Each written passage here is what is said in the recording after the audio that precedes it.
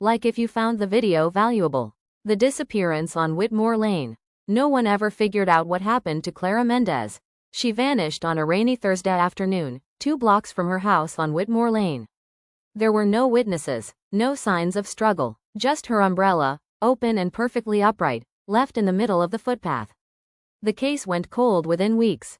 That is, until 10 years later, when I, Detective Mara Lin, was assigned to the reopening of the Mendez file. I never believed in ghosts. But by the time I finished that case, I stopped believing in accidents too. Chapter 1. The Cold File. Clara was 28, a rising architect, no enemies, no debt, no criminal record. She called her mother at 4:17 p.m. to say she was walking home from the cafe. She never made it to her doorstep. No one heard a scream. No cars were seen leaving the area. Just gone. Whitmore Lane was quiet, upper middle class, security cameras on almost every house. Yet, at 4:19 p.m., every single one facing the street glitched for 13 seconds. No feed, no audio, just static. Chapter 2. The Neighbors. I visited the original neighbors. Most were still there. Mr. Jensen, across the street, remembered the day clearly. Rain started out of nowhere, he said. And then, silence, like the world took a breath and forgot to exhale. He swore he saw a black sedan parked near the lane that day. But there were no reports of such a vehicle.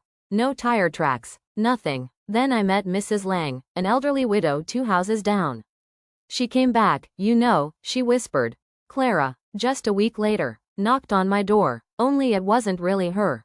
Chapter 3. The Twin Theory. The not Clara theory had been dismissed early on. But Mrs. Lang insisted. She said the girl had the same face, same coat, even the same nervous laugh.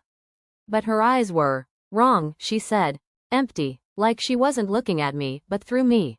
Mrs. Lang said she offered her tea.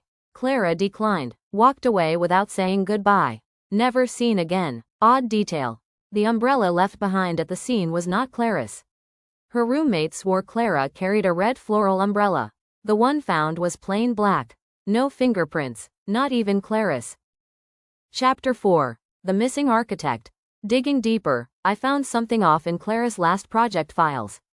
She had been designing a municipal library in another town. Blueprints showed strange additions, false doors, staircases leading to nowhere, hollow walls behind bookshelves. One floor plan had a note in her handwriting, "They want hidden rooms."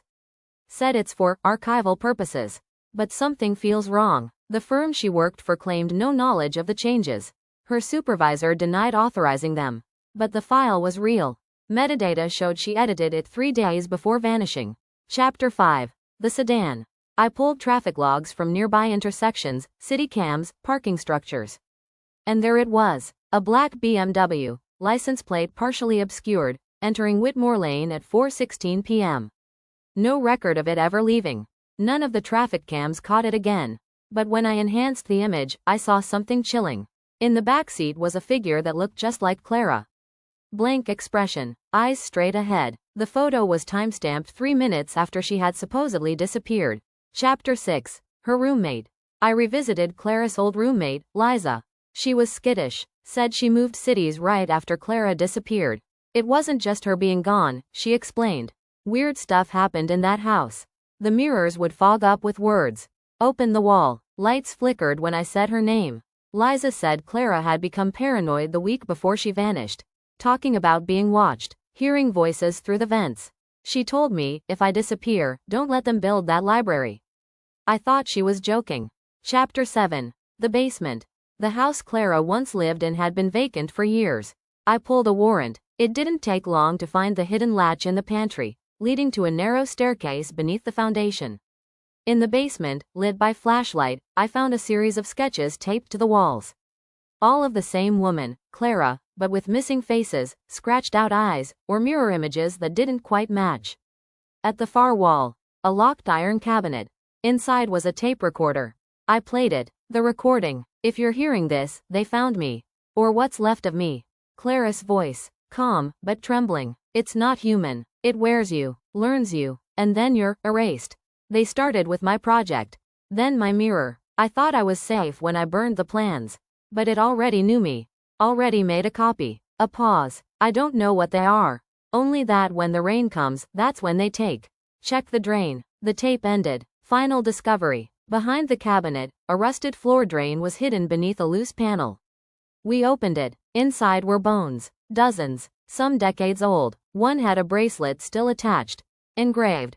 Clara Mendez. Epilogue. The case was officially closed. Clara was declared deceased. The bones matched her DNA. The library was never built.